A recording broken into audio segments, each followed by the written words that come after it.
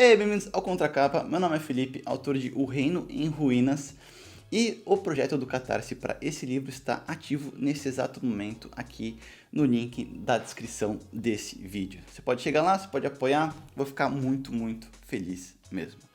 E hoje é mais uma análise completa. Caramba, hein? Não teve uma análise completa o ano inteiro, agora teve duas esse mês. Que a primeira desse mês foi A Sombra do Corvo, e agora vai ser A Guerra da Rainha Vermelha, escrita por Mark Lawrence, que consiste nos 3 livros: Prince of Fools, The Liar's Key e The Will of Oshheim. E aí você fala, pô Felipe, por que você está falando sobre livro que só tem título em inglês? E já foi traduzido para português, os 2 primeiros físicos, e o terceiro o autor traduziu independentemente, porque os fãs pediram. Só que eu não sei por que cargas d'água ele não traduziu também os títulos. Ele traduziu a série, que é A Guerra da Rainha Vermelha, mas ele não traduziu os títulos, que é Prince of Fools, The Liar's Key e The Will of Oshheim. Então beleza, se você não sabe, a análise completa é quando eu pego alguma série fantástica, trilogia ou série de livros mesmo, que eu finalizo e eu trago para vocês dissecada em 7 tópicos diferentes para a gente poder explorar um pouquinho mais em cada um deles. Então beleza, eu não quero trazer muito spoiler para vocês, então eu vou falar de geral, mas quando eu for citar sobre história e tal, eu vou falar apenas do primeiro livro, do começo do primeiro livro. E as minhas impressões são minhas impressões, então não é spoiler. Então, só uma sinopse rápida, né? Só para não chegar falando dos tópicos aleatoriamente. No Prince of Fools, a gente acompanha Jellan Kendred, que ele é um príncipe. Ele é o 11º príncipe na linha de sucessão ali da Rainha Vermelha. E ele pode ter uma vida ali de bon vivant, porque ninguém espera muito dele, né? 12º príncipe, tá longe de qualquer coisa que ele pode fazer ali pro reino. Então basicamente o que ele faz é beber, apostar, comer e ir atrás de mulheres. Então a gente acompanha a história do Prince Jellan, e ele eventualmente em algum momento ele tem o seu destino entrelaçado por magia com um bárbaro nórdico, meio que vikingzão mesmo assim, sabe? Então imagina, um moleque bon vivant, super despretensioso, que quer só levar uma boa vida, e um viking que é um cara super guerreiro mesmo, todo calejado de batalhas e de guerras. Eles precisam lidar um com o outro ali durante toda a jornada que eles têm que fazer até o ponto que eles têm que chegar. E essa aqui é a principal graça dentro de Prince of Fools. A gente acaba meio que entendendo a dinâmica deles, vendo o que está acontecendo. E a história, né, se desenvolve a partir dessa premissa que eu passei. Então beleza, o primeiro tópico é ambientação. E a gente está numa Europa pós-apocalíptica. Significa que o mapa é basicamente a Europa retratado. Então a gente está num mundo ali pós-apocalíptico, significa que a população dizimou e aí depois eles têm que se reconstruir, e agora a gente está de novo numa nova medieval, assim. A gente está numa fase do mundo que tem reinos, que tem pessoas querendo virar imperador, que a principal locomoção é a cavalo. Então a gente voltou ali para aquela era medieval. Mas, como já existiu a nossa realidade, eventualmente, em algum momento ou outro, eles vão lidar com o surgimento de alguns equipamentos que a gente usa na nossa realidade, né? Então imagina como se, sei lá, o Senhor dos Anéis está lá numa medieval e aí do nada o cara acha um elevador, sei lá. Então tem um pouco dessa dinâmica aqui no contexto dessa história. Então beleza, enredo e como que a história se desenrola mesmo. E o livro a gente acompanha o Jellan, é escrito em primeira pessoa, os 3 livros.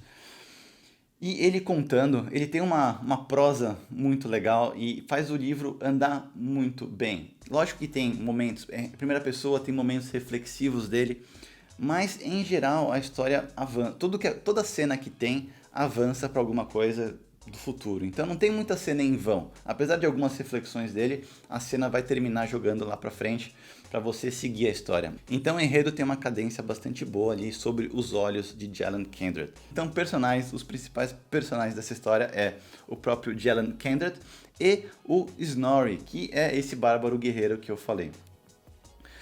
Basicamente, o primeiro livro, eles são os dois grandes personagens, só que tem outros personagens muito maiores para o contexto da história, que é, por exemplo, a Rainha Vermelha, e também a Rainha Vermelha tem uma irmã silenciosa, que é meio que uma bruxa aparição que influencia nas coisas que acontecem no reino. Esses são os 4 principais personagens do primeiro livro, depois acrescenta 1 ou 2 ou 3, mas o primeiro livro o foco são esses 4 mesmo. E os personagens, o Jellan, você tá na cabeça dele, você aprende muito rápido quem é o Jellan, então você acaba meio que antecipando as decisões dele antes dele falar exatamente no livro. Então, é um cara meio trapaceiro, meio preguiçoso, ele tá nessa situação, a gente meio que já sabe pra onde que ele vai fazer. Então, você acaba conhecendo o Jellan de uma forma que você conhece alguém, um amigo, alguém próximo, assim. O Snorri é um pouco mais diferente, porque ele começa a história de uma forma o bárbaro viking frio, distante, e depois a gente meio que vai... O Jellan acaba se aproximando dele de uma forma que a gente aprende mais sobre a história do Snorri e também se afeiçoando a ele. Então, mesma coisa, no final você já está meio que sabendo, antecipando as decisões do Snorri antes dele mesmo ter. Outros personagens que são adicionados talvez não sejam tão bem trabalhados, mas também não importa, porque a gente tem o Jellan e o Snorri ali, já que é mais do que suficiente. A gente está nos olhos do Jellan, então a gente só consegue se aproximar de um personagem a partir do momento que o Jellan quer se aproximar daquele personagem. Então tem personagem que a gente não conhece tanto, mas é porque o Jellan não queria conhecer aquele personagem. Então, todos os personagens que são importantes, a gente tem ali bastante contexto e a gente acaba conhecendo eles como se a gente conhecesse alguém super próximo. Agora um pouco de tema. Eu acredito que os 2 principais temas aqui desse livro é a amizade, claro, né? Como eu falei, o Jellan e o Snorri, eles aprendem a lidar um com o outro. O Jellan começa a história de uma forma meio egoísta e ele, de acordo com o que vai avançando, ele vai aprendendo que ele se sente bem fazendo bem para os outros também, o que na verdade nada mais é do que o autoconhecimento, né? Então eu acho que são 2 grandes tópicos, lógico que tem uma vingança por trás, né? Como qualquer livro de fantasia, mas os grandes tópicos é amizade e o autoconhecimento também.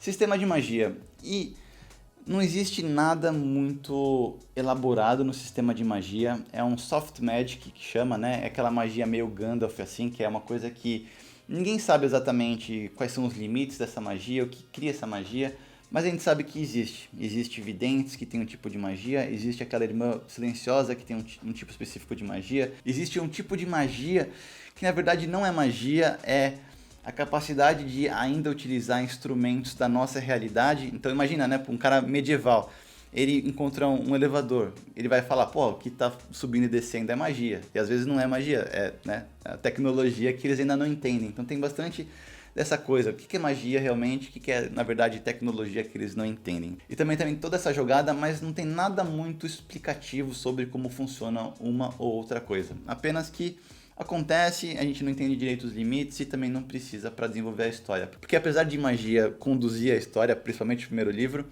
ela não é necessariamente focada em magia. Agora um pouco sobre legibilidade, né? Como é que é a escrita? E essa trilogia foi escrita pelo Mark Lawrence depois dele ter finalizado a primeira trilogia dele, que é a trilogia dos espinhos. Inclusive, se passa no mesmo mundo aqui, e o Jorg Ankrat, que é o protagonista da trilogia dos espinhos, ele tem algumas participações nessa trilogia aqui. E eu acredito que teve muita coisa na trilogia dos espinhos que ficou um pouco maçante, um pouco duro, que ele aprendeu a desenvolver. Lógico que o Jorg é um moleque muito mais baixo astral. O Jorg é muito baixo astral. Aqui o Jellan já é mais engraçado, é mais divertido e tem muita coisa que o Mark Lawrence aprimorou da trilogia dos espinhos. Então a leitura, a legibilidade da Guerra da Rainha Vermelha é muito mais fácil, muito mais rápida do que a trilogia dos espinhos.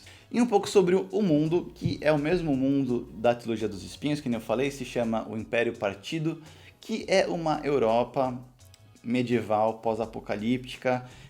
Ele tem o mesmo desenho da Europa, mas é como se as águas, né, o nível da água tivesse subido, então feito algumas ilhas onde não tem. Mas basicamente a Europa e a África da nossa realidade, né, os formatos.